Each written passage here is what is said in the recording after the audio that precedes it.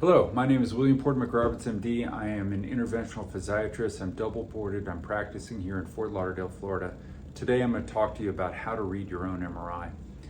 I'm not sending you to med school. I'm not proposing you become an expert. However, I think it's important in this DIY economy of ours for you to be able to understand exactly what's going on as best you can with your own back. This is specifically for your lumbar spine. I'll do one for the cervical and thoracic if need be, but nevertheless, there's 610 million people in the world who are suffering from low back pain. It's going to be 850 million in just a few years. It's a massive problem. No one understands it except medical experts, and very few of us even understand it, to be honest. But the MRI is an incredible piece of technology. Here in Florida, I think you can get one for about $250, $300 cash. And with that amount of outlay, you can understand your spine. So I'm going to take you down the road. I'm going to try and explain it to you and move you through 101 anatomy of the lumbar spine so that you can understand what you're looking at, how to look at it, how to put it in the computer, get the software if need be, and understand what it is so that you can have an intelligent conversation with your interventionalist or spine surgeon and look at these things and understand how it works and how to understand it. So without further ado, let's just talk about the advent of MRIs and how they work. And the MRI is a analog to a CAT scan, which is essentially a three-dimensional version of an X-ray. An X-ray is simply a projection of a shadow. We send gamma rays through the body. Bones, which are more dense, project an absence of light, so to speak, of radiation. That's picked up on a film on the other side of the body, and you're able to see through the body. The CAT scan is a spinning version of that light passing through in a planar model, then projecting that into a computer, building a three-dimensional construct out of the projection of the X-rays. Great for looking at bones, great for looking at some arteries and those kinds of things, but quite lacking in looking at soft tissue, which is where MR and MR radiology really shines. MR is using technology, a type of technology, magnetic technology, where we put the patient in a scanner. The body is made of essentially protons and carbon, all these other things, but protons, hydrogen, forming water. Hydrogen is essentially, it's a proton and an electron. It's a tiny little magnet with a polarity to it, a positive and a negative. So if we place the protons, or a human, inside the scanner and give a strong enough pulse, and the strong pulse is more, it's about 1,000 times more than the magnetic field of the planet Earth. And with that pulse, we align the electron and the proton in a certain way so that the poles are aligned, and then turn off the magnet. The rate at which those protons and electrons spin and decay, we can listen to it with another type of magnet and sense how quickly they return to their normal orbital function, how quickly. And so that allows us to look inside the body on a planar way, and we can subdivide and slice the human being in a variety of slices so we can look at the anatomy inside the human body without ever making a cut. I call it the digital autopsy, and it allows us to really see everything that you can anatomically with a 30-minute nap, which is insane to me. So most people go to an MRI and they lie in the tube. There's really several different types. There's the tubular type of MRI, which gives better quality. It's usually a 1.5 to a 3 Tesla. The higher the magnet quality, the more detailed and the higher the resolution we can see. There are research grade MRIs up to 4, 5, 7, I think even a 10 Tesla magnet now.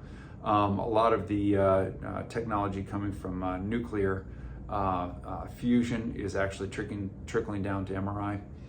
And so we can really see very well in a tubular type. There's a sitting or standing type of MRI. It simply can't get the kind of resolution that a tubular MRI can, but nevertheless, it's better than nothing, and it's far better than an MRI or a CAT scan than nothing, that's for sure. So, but usually those are 0.3 or 1 Tesla magnets, and they simply don't give the resolution. that we're accustomed to with the higher strength magnets. So you go and you get your MRI, you got back pain, you got leg pain, you want to figure things out, and you bring home your disc. And so what do? If you have a PC, you can simply place the disc inside the disk drive. Most PCs have a disk drive, and I'm going to actually show you how to do that. And you will see on the screen, once you look it up, you'll put the disc in, and you'll look for a variety of things on the CD. And the first thing you'll look at is, so this is mine, for example. I'll click it. So you click it, and you're going to see a variety of folders. The one you want, DICOM, is what holds the files that you're going to be looking for. And then eFilm Lite, in this particular, you look for the program, and you click that file, and then you go down to what is a exe file, or it says application.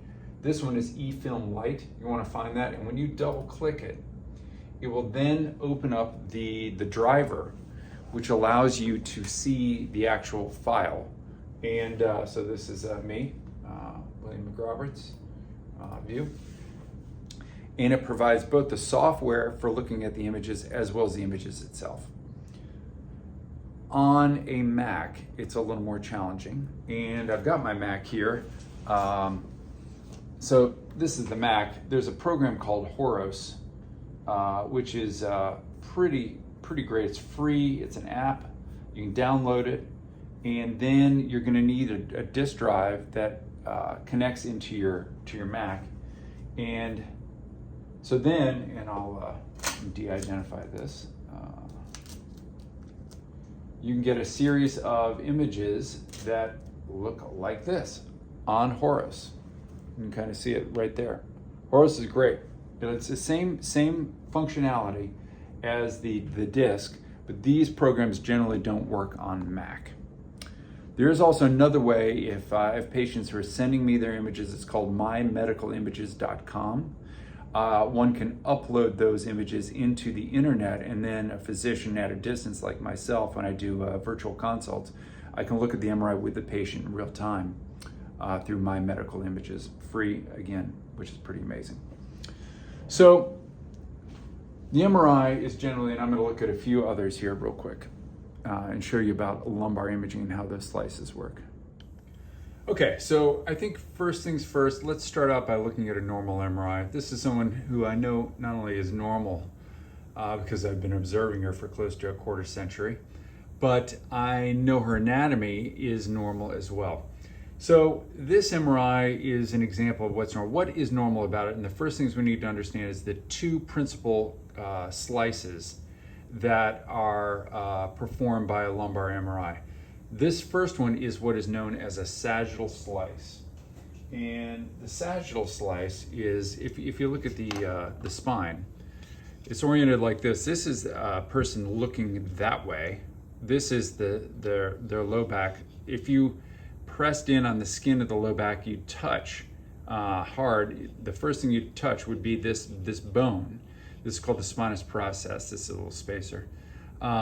And then going more deeply into the spine, you'll see here are the facet joints, okay? And then you have the canal, which is in here. That's where the spinal cord sits. And then you have the bone and the disc and the bone and the disc and so on, all the way down to the sacrum, which is right here. So the first slice, and you can see it's kind of somewhat analogous there, is with the patient looking that way, and the slices are immediately adjacent to each other, and they're sliced like this. So like the patient goes through a slice like so, a samurai sword, cutting them and then taking that half off. And so that's the organization. We can see each one of these slices is immediately adjacent to the next, just like a wire slicer for an egg, or a bread slicer slice up the bread. Each one of these slices is then projected, and we can see where the line projects on the right-hand side of the screen when we click over here. And this line shows us where this sagittal slice orients in terms of the body. So this is right in the middle. You can see it's right in the middle, going right through the middle. As I move the slices left and right, you can see the blue line moves left and right. We know this is right because of an R. This is A, or anterior, because of the A there. And it's also anterior, which means in the front of the patient. This is P, or posterior, the back of the patient. Here's the skin. So as I use my little wheel on my mouse, I can show you where that is.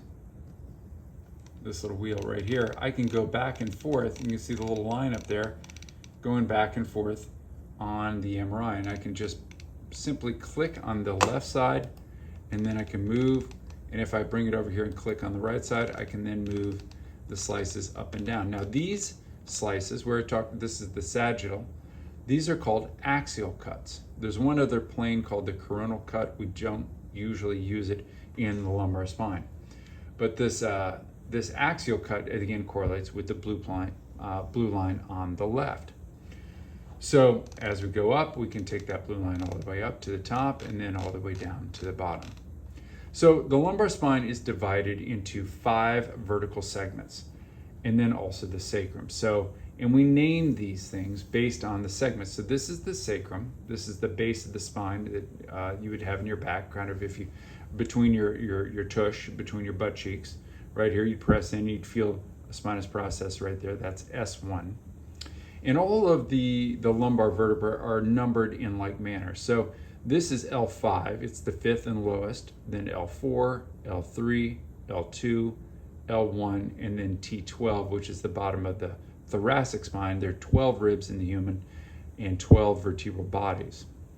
So as we're looking at it, we can look at the various anatomy. The first thing we see is the back of the spine. This is just skin right here, that little black line, which is hard to see because it's just space.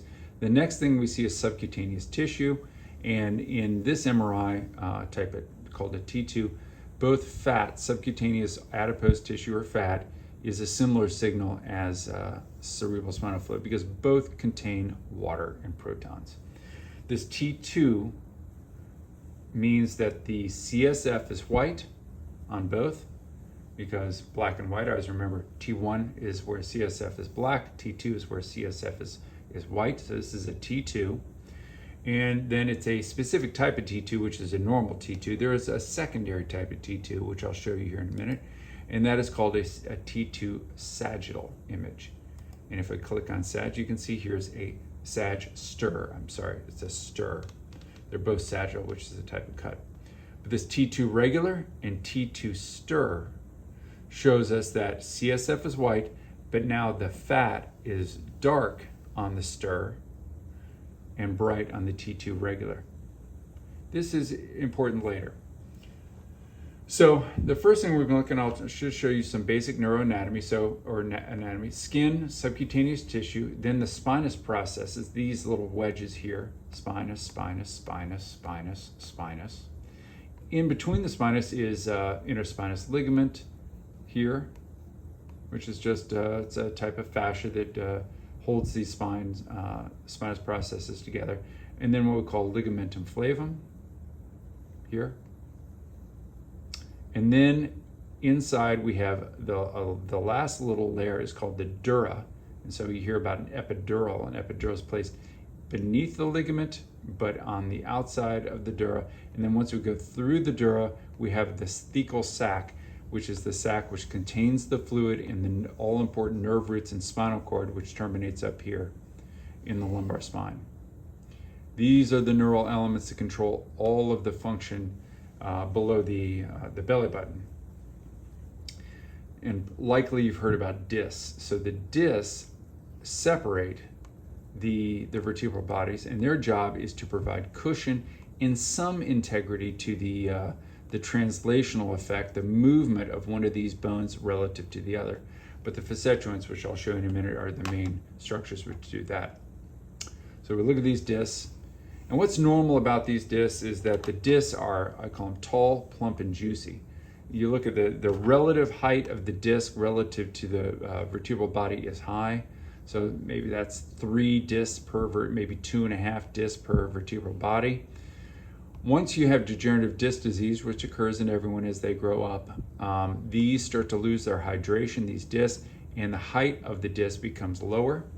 And sometimes you'll even see a little bit of a sag in the disc, and you'll lose height, and you may even see a disc bulge. The disc bulge, which we don't see here, maybe a little one here at L5S1 starting, starts to then press in on the thecal sac, and you can see the indentation in the thecal sac, which is largely unimportant in terms of neurology, but it just shows that the disc is starting to age somewhat. And discs do age normally. They age in such a way that they lose height and they lose fluid because the internal component of the disc is essentially a type of protein which is hydrophilic like a sponge. It sucks in fluid from the adjacent bone through what's called the end plate on either side. And it stays filled. You lie down at night and these discs fill back up and they absorb because they're hydrophilic like a bounty towel or a sponge. They suck up water and refill, and then as you stand and walk, the weight of your upper body on your lower compresses these discs and pinches them slowly over time, and then until you lie down again, they fill back up. And that change, you can actually see that change in an MRI between a morning MRI and an evening MRI. If you're really, look at these a lot, and I do, you can see the difference. You can actually probably tell what time of day the MRI was taken or how much standing the patient had done that day. So again, this type of stir image, it really highlights protons and things with fluid in it. So things that are high in water content, such as the disc and the CSF, show up as bright, and virtually everything else is dark. And this is great for showing arteries. You can see some of the arteries, you can see the disc, and we'll see in some other MRIs, you'll see things such as motic changes or inflammation show up on the stir type of imaging as being bright and inflamed. So let's talk about the axial cuts. The axial cuts are important. And again, I just picked an axial T2 and I'll put it over here. And so I just grab it with the mouse. I click on it and then press down on the mouse and pull it over here. And now I can go up and down on the imaging and I can see the various discs. Let's see some of the anatomy that we're looking at here. So now the line is really, and it's at the angle of the disc. They try and take these cuts of the axial cuts at the angle of the spine so that it's completely tangential to the vertical arrangement. So this slice is right through there, just like a guillotine would go. And so now we see the vertebral bone here. We see the canal here. We see a facet joint, which we don't see because it's either closer to us or on the other side of the screen. And then we see the spinous process right here, subcutaneous tissue, skin, adipose tissue, and the muscles. These are the muscles, the backstrap, basically, of the human animal. In front, we see the bifurcation of the aortas up here, and this is the iliac. We see the psoas muscle right here, and this is the bone of the ilium, so sacroiliac joint. We're seeing the beginning, the top of the sacroiliac joint on both the left and the right side here. So this is the lateral portion of the sacrum coming over to the ilium.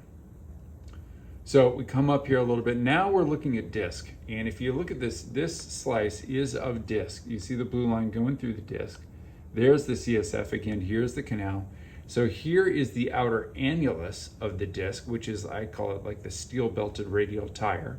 And then this is the juice within the donut, or the nucleus pulposus, which is that hydrophilic sponge which soaks up water in the evening. And you can see this slice is right through the disc.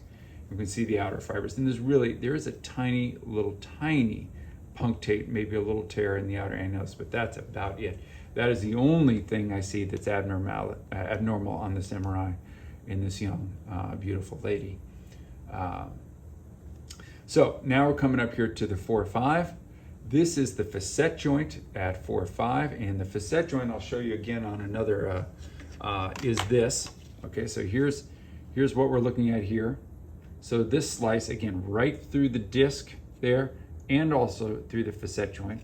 And this one has a little implant in the facet joint, but the facet joint is designed to help move so that you can bend forward and bend backwards.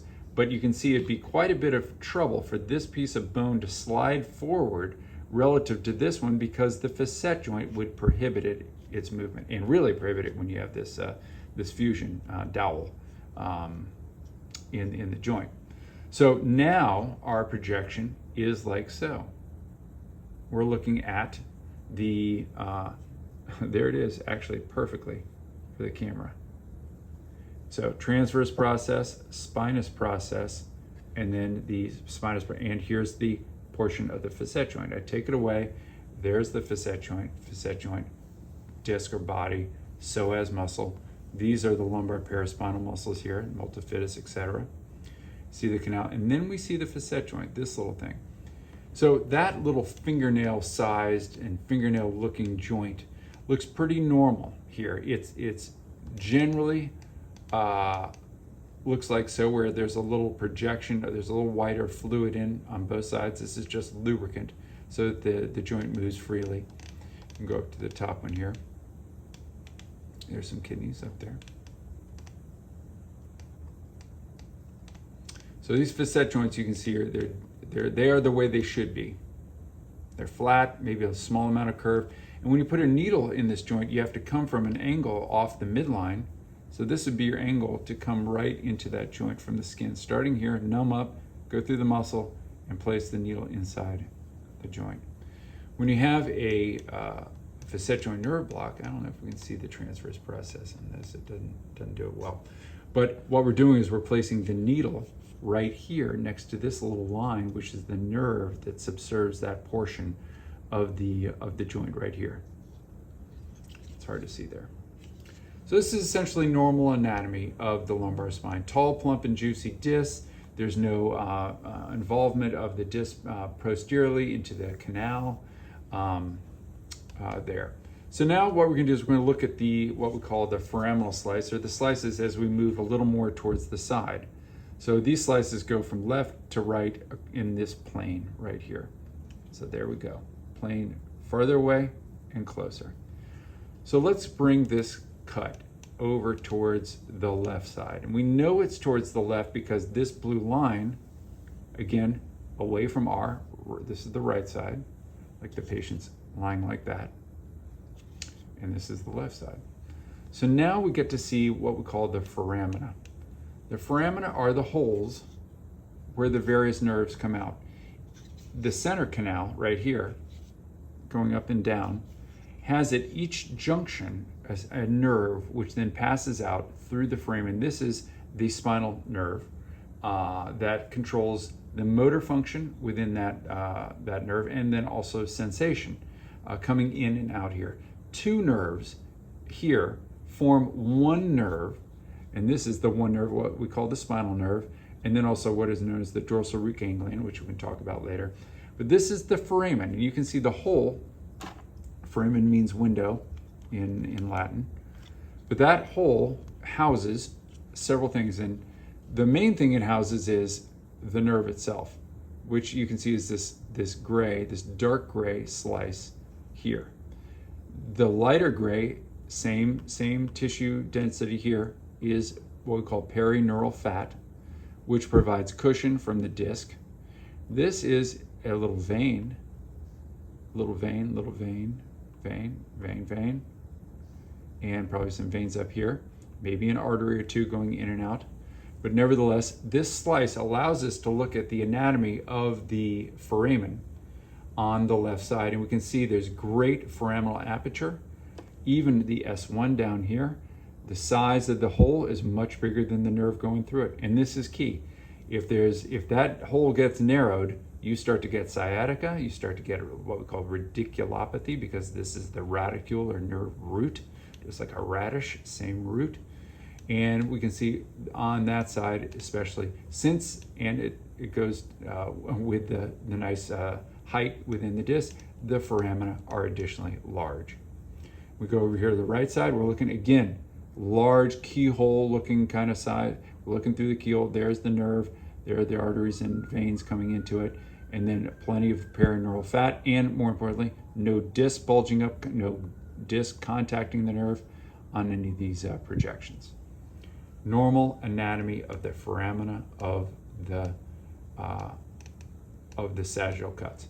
So what we'll also do is we'll come up here and we'll start to look at the cuts of the foramina from the axial cut. So again, this is a slice like so, Now we're looking at spinous process here, facet joint. But imagine this slice passing through here. Now this slice is going through the foramen, and we see there's the dorsal root ganglion, the DRG, or the sensory body of the nerve. There it is. There's another one over here. But you can see there's the back of the disc, there's the front of the joint. There's the back of the disc, there's the front of the joint. And we can see it's a tall, wide aperture. Let's go up here. Lots of plenty of size on both sides. We'll come down here to 5-1, L5S1. Again, plenty of room. There's the dorsal ganglion caught right there. These are the sacral nerves, because all of the lumbar nerves at this cut have all come out above it. So now all of the nerves coming through here that remain are the sacral nerves coming out through the sacrum. And that's what we're seeing here. These are the cross cuts, like spaghetti, looking down on, if you grab some spaghetti, and if you, I'm going to bring this line up to the top, you'll see the number of nerve roots in here goes up because you're simply adding in all the lumbar nerves. Look at the number of nerve roots now, a lot more, because these are lumbar and sacral.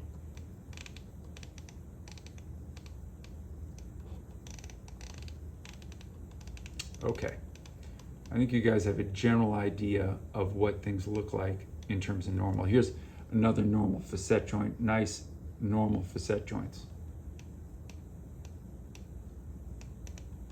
So what we're going to do now is look at some pathology. What do certain things look like? Okay, so now we have a 74-year-old lady in front of us. This is her lumbar MRI. And you can see initially, here's sagittal cuts as we talked about. Here are the axial cuts. This is a T2 because the CSF is brighter here. And I'll show you T1, what it looks like, just because I think it's somewhat interesting. T1 gives us a little better look at disc and the interface between the disc and the bone here at the end plate. But it's harder to see the CSF and the nerve roots because they're the same pattern. Fat looks white, but CSF and protons look dark. And so we don't use T1 a lot unless we're really trying to look at what the bone looks like. And I'll show you some of that in a minute. You can also see a little tear in the disc right there. So there's a lot to look at on this one. We'll go back to T2 sag. We'll go T2 axial. We'll come to the midline. We know we're in the midline again because this little blue line is going right through the middle of the spine. There's the canal. There's the vertebral body, spinous process, subcutaneous tissue, lumbar paraspinal muscles. So here we are going through the middle. First thing we see, that subcutaneous tissue, more subcutaneous tissue on this particular lady. We see the spinous processes here. Now the first thing we note is the canal appears very narrow. This is what is known as a lumbar spinal stenosis. And we note that, the first thing we see is that what appears to be narrow at some points, where this is wide, this seems to be the middle up here. This does not appear to be the middle here, and yet it appears to be more like the middle here. And that is because the spine, she has some scoliosis and it curves in and out of the plane because the slice is perfectly planar, perfectly straight. So let's go to the midline up here. Now here's a tall, plump and juicy disc. This is normal disc morphology for a 75. And you can see, our last patient was about 35 as I recall, maybe 40, no, about 35 at the time. And but this disc looks pretty much the same as the ones we saw in that previous patient. Tall, plump and juicy, no posterior disc bulge. You can see the thickness of the disc is quite good. Down here, still pretty good. I mean, 74, something's got to happen. Still pretty good. Now we're getting, here's 5, 4, 3, 2, 1. We're getting into the 2-3 disc. The first thing we see about the 2-3 disc is several things. One, we see a posterior disc bulge. But that posterior disc bulge is, and if we bring the cut, and again, I'm going to bring this cut right to this disc because that's how we know left and right. But we bring it right to that cut. Here's the axial cut, here's the sagittal. That posterior disc bulge, while it seems to press in on the canal, it does not do so to such a degree that it strangles the nerve roots. And this is an important point, because when someone says they have she has a little bit of stenosis, some stenosis. And it looks like a lot here, but we'll see that that's not quite the case here. But again, there's still cerebral spinal fluid, this white, light gray, protecting the nerve roots. And you can see, even though she has the disc bulge, it is not constricting to such a degree and squeezing and strangulating the nerve roots. It's simply narrowing without strangulating the nerve roots. So we have to have strangulation in order to have symptoms of the nerve roots for spinal stenosis. And again, spinal stenosis means narrowing, tightening of the canal. That's what it means. So now we come down here, and we can also see at this L2-3 disc, instead of the straight line that we see in the interface between the disc and the bone, which is called the end plate, we see that it's a little rattier, and I'll just enlarge that. What I mean by that, you can see there's this line right in there, it's wavy. This is good, nice and straight across there, but this is wavy. And as I go across it, you can see that in some it's a little wavier on the left side, actually, as we come over to the left. That looks more consistent with normal morphology.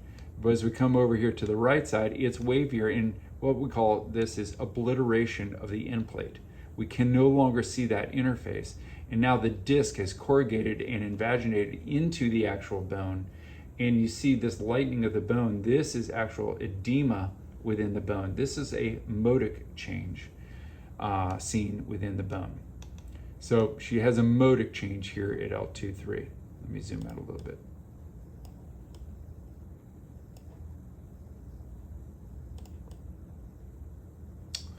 So that's L2-3. Loss of height, modic change when we went to the right side, posterior disc bulge, but the posterior disc bulge doesn't seem to cause central canal stenosis right here. And if anything, it causes maybe inferior foraminal stenosis, but we'll look at that in a minute. Let's go down here to the L3-4 disc. Here's the disc, tall, plump, and juicy for the most part, small posterior disc bulge as we would see in someone who's age 70 something. Same thing here, same thing. Surprisingly young up here. But here's the normal looking spine of a 50-year-old, to be honest, 50 or 60, 70-year-old. Starting to see loss of height, etc., and posterior disc bulging. Now, interestingly, you see how you see the eburnation, the corrugation of the end plate here? Nothing here, nothing here. And as we go across the disc, we see it's clean throughout. The interface between the bone and the disc is clean on both the left and the right, even though there is a small posterior disc bulge. Or we can even call it moderate.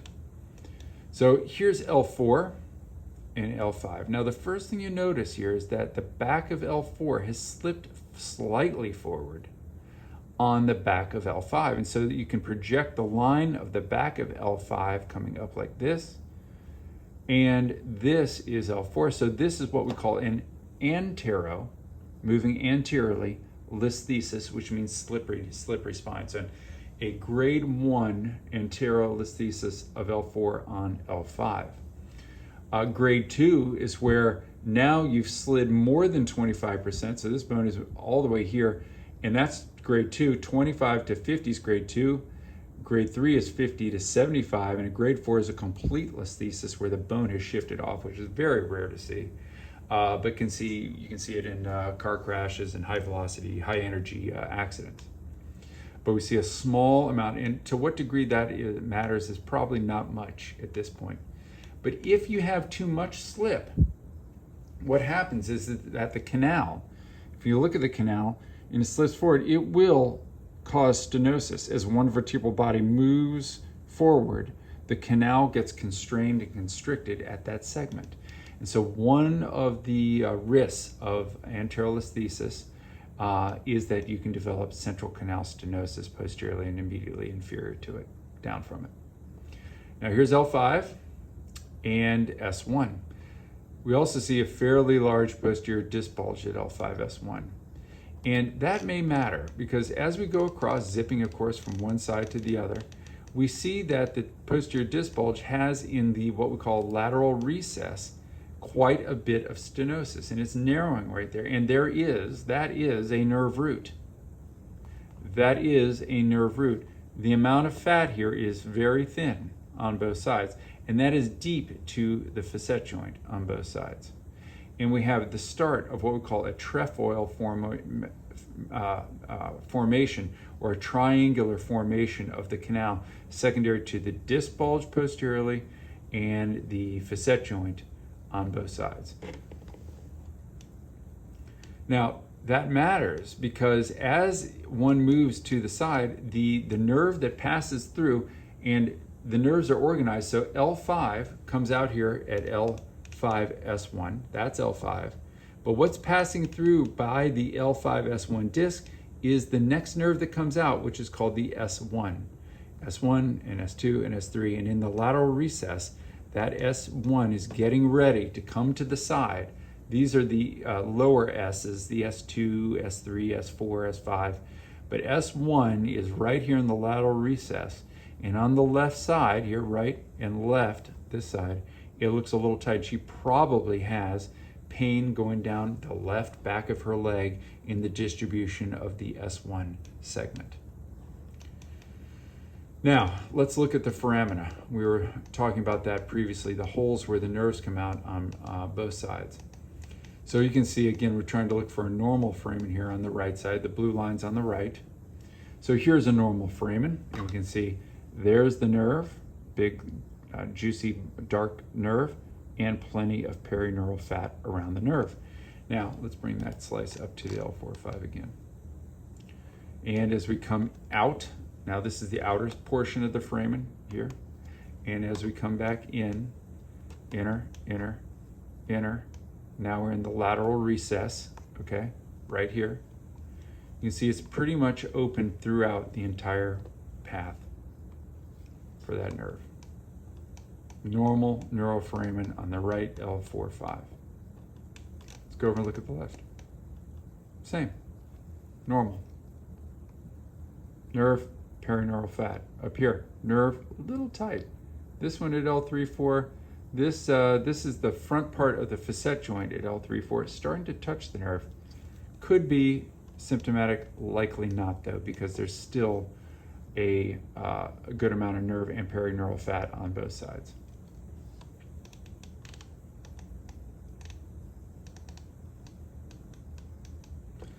Now here's one thing we see. This little bit of white is called a high intensity zone and is indicative of fluid, similar signal to CSF, but fluid, inflammation, a tear, maybe even blood in the disc, the wall of the disc. And the disc is made, it's got this jelly on the inside, and then the outer portion are these kind of like a steel belted radial tire, what we call lamellar fibers. They're interlaced and interlocked, and they have belts, about 70 of these belts going around the disc that provide the integrity to the disc, and those are what stretch and give way just slightly as one walks and compresses the disc. So this spine is interesting in that she has some spinal scoliosis, and that you can show that because you can see and we'll look at the canal going across. So here's the AP diameter, the anterior to posterior diameter of the canal. It's good. And we come down here, good, fairly good. And we come across here, fairly good. Come across here, fairly good. And come across here, fairly good. But as we're good here, we're not good here. It's tighter here, wider here. And as we make that wide, we find that now we're outside the frame here. So there's scoliosis with this spine, which is a minimal amount of scoliosis overall.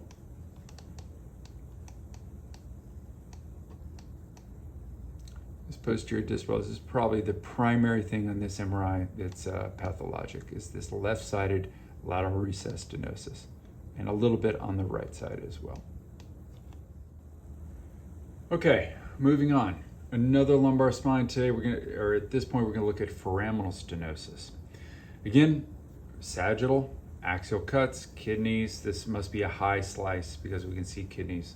Let's go over here and we'll check. Yep, high slice. There's L1, 2, 3, 4, 5, S1. So you can see good disc for this 80-year-old lady, I believe. Pretty amazing, actually. But as we come down, and I know this lady again quite well, patient of mine for many years, she has fairly significant right-sided leg pain. And so now we brought the slice over to the right side. This is the sagittal slice correlating with this blue line. There's the facet joint. And now we have a foraminal view. So if we go back to the center, we'll see, again, we're looking at the nerve roots here, nerve roots, CSF, cerebral spinal fluid. There's a disc bulge fairly large at 5.1. There's a disc bulge fairly large at 4.5, moderate at 3.4. But if we come over to the right side, this disc bulge at 4.5 is a little more prominent. And we'll come up here, we're gonna see some lateral recess stenosis for sure underneath the facet joint. But as we go over towards the foramen, you can see now we're towards the hole where the nerve comes out. There's a normal foramen nerve right there. Plenty of neural fat, little disc bulge into the lower part of the hole. Same here, but again, the nerve is okay. As we come over here to L5S1, this is the bottom one, you see this disc coming up and invading the trying to share space with the exiting nerve. So this is disc on nerve at the right L5S1 segment. And so she very likely, you can see on this, so here's the disc bulge. There's the back part of the disc, the former back part. There's the amount of bulge right there.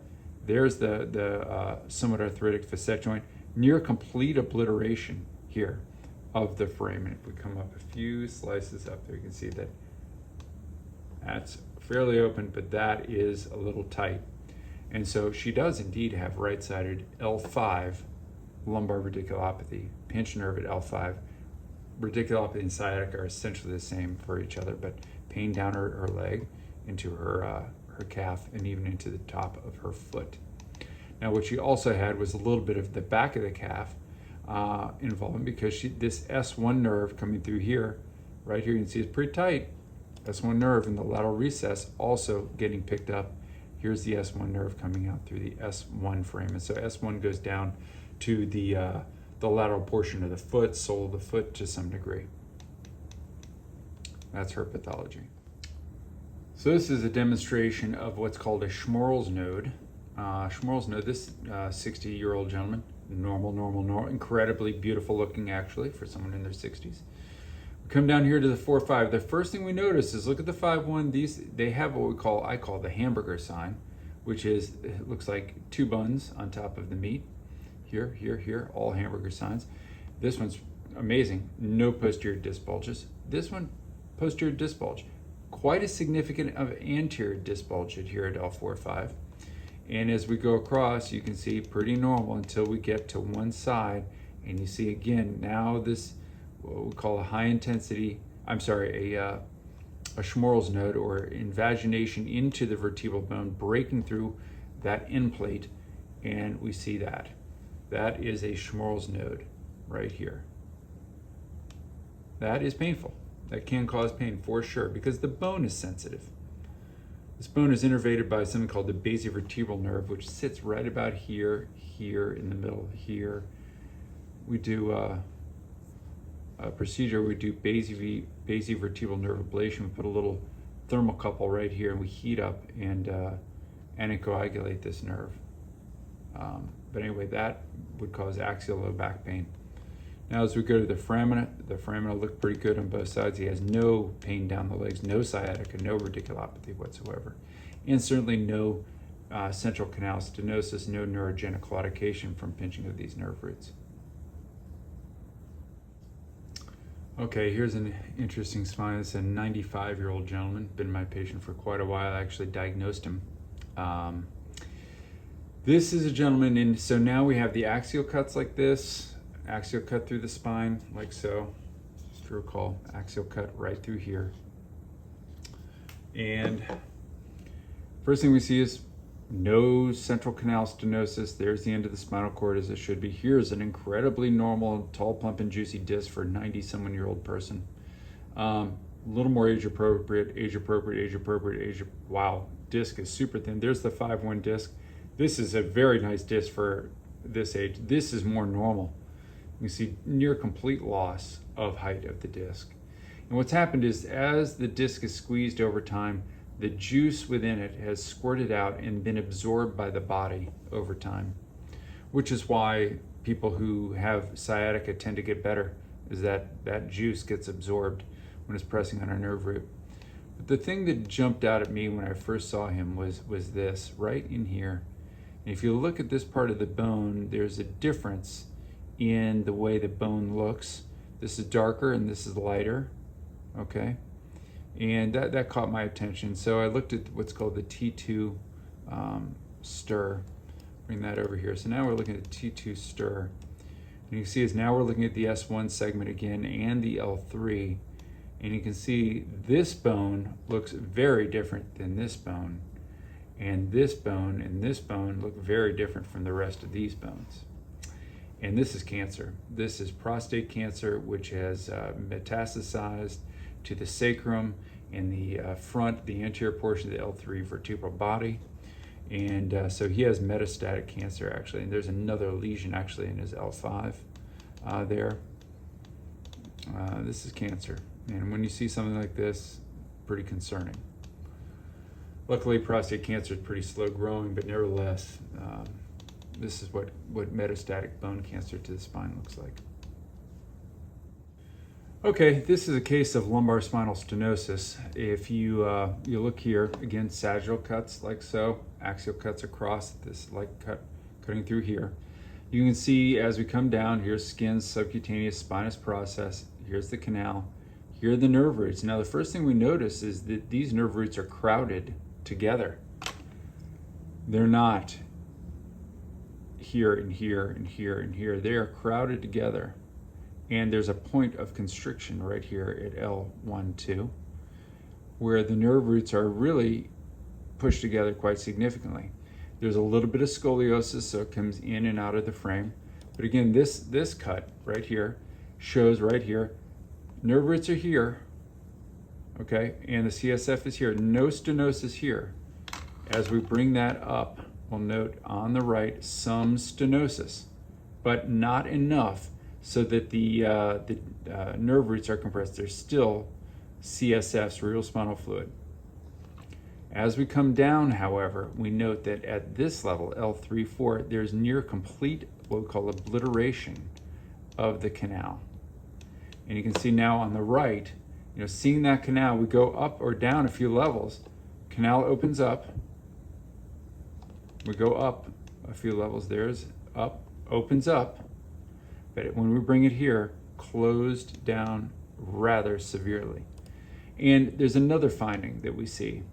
And this is a subtle one, but it's something I've noticed, and I've never really discussed it with anyone else, but you can see these nerve roots are wavy here. See how they're wavy? They're straighter here. They're wavy. This waviness of the nerve roots is evidence that they're being compressed to such a degree that there's tension on one side and laxity on another. But it shows that the amount of this disc bulge right here, disc bulge and ligament inflatum, the amount of compression is enough that it's actual compression of the nerve root as there's walking. Normally these nerve roots piston in and out by about 1.5 inches as we walk. So to have them pinched like this very, very likely contributes to neurogenic claudication, or the feeling of lumbar spinal stenosis, pain or weakness, tiredness in the buttock and legs with walking that's relieved with sitting. We come down here to L4-5 and we see again another amount, fairly significant amount of spinal stenosis in the center of the canal. As we come down here to 5-1, the CSF is present. No stenosis here at 5-1.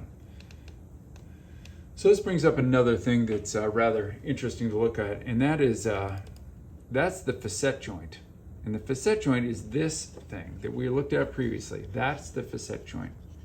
We can see there's the, actually it's like this. This is the called the inferior articular process. That's this portion right there. This is the superior, because this is a slice like so, right through here. Actually like that slice. But it goes through the joint. And we can see the superior articular process on both sides, the inferior articular. But here is the joint. And what's different about that joint than the first joints we're seeing is see how curved it is? It's curvilinear, it's corrugated. It's hard to see the clear lines of the joint. This is arthritis in a facet joint.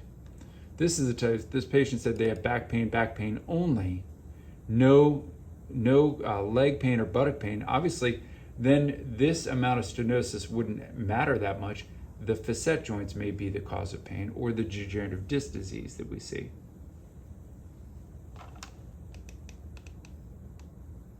But I know this patient rather well. She's got knee pain, unexplained knee pain, and leg pain. So she came to me, and indeed she's got spinal stenosis. That's worse on her left side, actually, is her symptoms, as I recall. Left knee. But pain with walking, pain in the hips and thighs and legs, tiredness. Can't make it through a trip around the grocery store because of that. Okay, here's a 57-year-old gentleman, almost 58, who's got a disc bulge. So tight canal as well. We can see normal. We always start high. Normal morphology here. Disc looks good. Little bulge out front, actually. Asymptomatic. These are usually. Canal is normal. Little fairly significant disc bulge here. I believe that 1-2. With contact of the nerve roots and impingement, but again, I can see cerebral spinal fluid, so very unlikely neurogenic, very likely leg pain because the nerve roots aren't being constricted. Pretty good, wonderful. Disc bulge, large posterior disc bulge, large posterior disc bulge. Now, what is interesting is that if you come down here, you can see that he's had some decompression. Someone came in here previously and removed some of the lamina here. But at L4-5 and L5-S1, he has recurrent disc bulge. And so this is the disc bulge. And it is compressing. And this guy's born unlucky. He has what we call a congenitally narrow canal. So his canal probably would measure at around 10 millimeters across, or a centimeter. Should be around 15. But just because he was born this way, this moderately sized disc bulge is providing severe central stenosis. So he actually went to the OR and they did a full laminectomy and full fusion. They removed the remaining lamina here. We couldn't do a spacer here because there really wasn't much left. They left a little bit of bone there, but they removed the spinous process previously, and but we couldn't do a minimally invasive technique, so he had to go and get the real McCoy. But the reason is this disc bulge was constricting, and let's bring the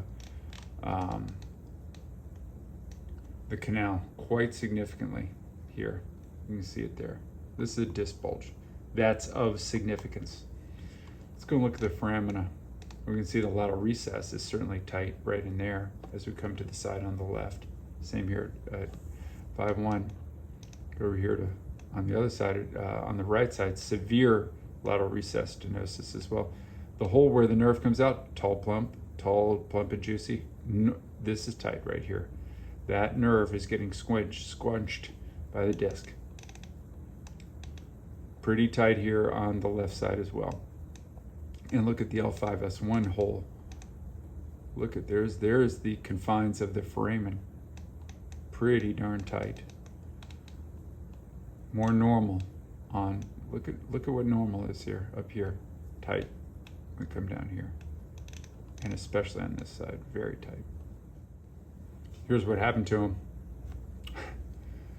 Still see, this is the operative, post-operative film. These are the staples. This is the construct. This is a interdisc construct here, spacer. Here's a pedicle screw. So 3 screws, Harrington or a rod between. This is posterior lateral fusion bone mass. So this is going to the S1, the L5, the L4. Again, posterior lateral bone mass in the construct. Let's go look at the cell-sided hip replacement on his right side. Now you can see it from the side. This says sagittal cut, but now he's facing this way, opposite there, normal. Spinous processes are gone.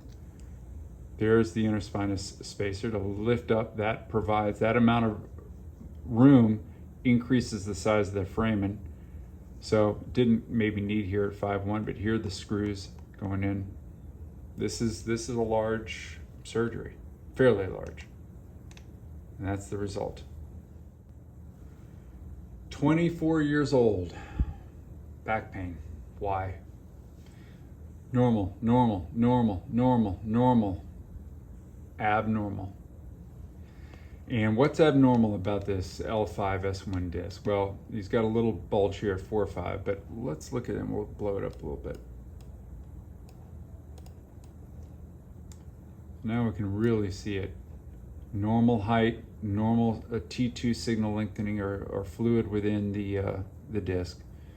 This one, we've lost the height, we've lost the signal. It's myxoid or has a little bit of, you can actually see the tear. And then you can actually see what's called a high intensity zone. That little blip, HIZ, highly correlated on MRI with pain.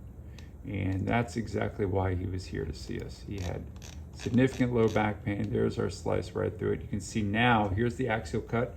Here's the posterior disc bulge. See that little blip of lightness or white? That is a tear within the actual, we caught it in action.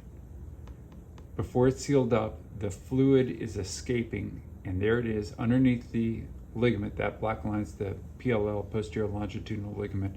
There is the high intensity zone seen right there. And actually we did a couple things. We tried to seal the disc using PRP. That didn't really work. We did a little bit of steroid inside the disc. Actually an amazing result. 100% pain relief for this young man.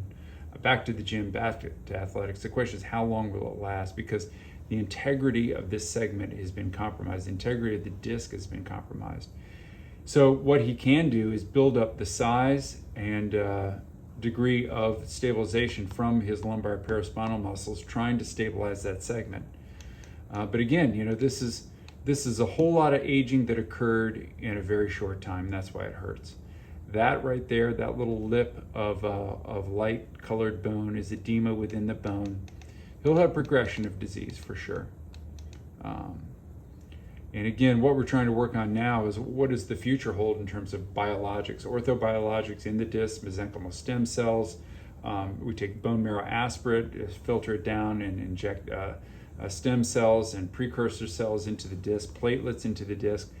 Then what's coming is probably ways to seal the disc, injecting into the annulus, into the wall of the disc, putting a needle not into the disc, entirely into the disc inside, but into the actual annulus, the outer portion of the disc, and injecting a sealant into the disc, kind of like Fix-A-Flat. That's in the works. And then injecting allograft disc material taken from cadaver. So cadaver-generated sponge material injected into the disc to plump it up. All right, here's an interesting gentleman. This is a gentleman who has back pain, but not leg pain, which is somewhat interesting. Looking at him, here's sagittal slices, axial cuts, of course, and nice and open. Looks pretty tight. Right here, one could say he's got central canal stenosis. He's got spinal stenosis for sure. He has no leg component of pain, no hip, thigh, or leg component of pain with walking. What he does have is axial low back pain with walking. So this is an excellent instance where just because he's got spinal stenosis does not mean we need to decompress or do surgery on him. So let's come down here and we'll look at these segments. So the first thing we see here at 5S1, now we're at 5S1 cut, we see this facet joint is a little eburnated. There's a little bit of fluid within the outside of the right side. We come up here, there's fluid within the 5-1 joint.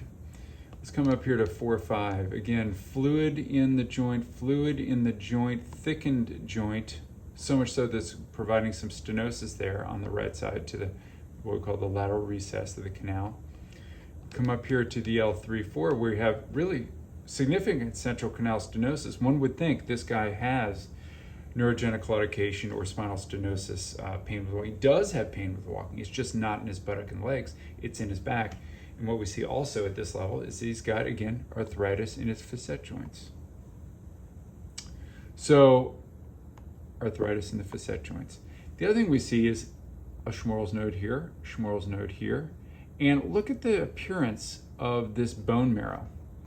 This is kind of, different looking, isn't it? What this shows us is it's not cancerous. He does not have cancer, but it's what we call heterogeneous signal within the bone marrow. And he may be a vegetarian.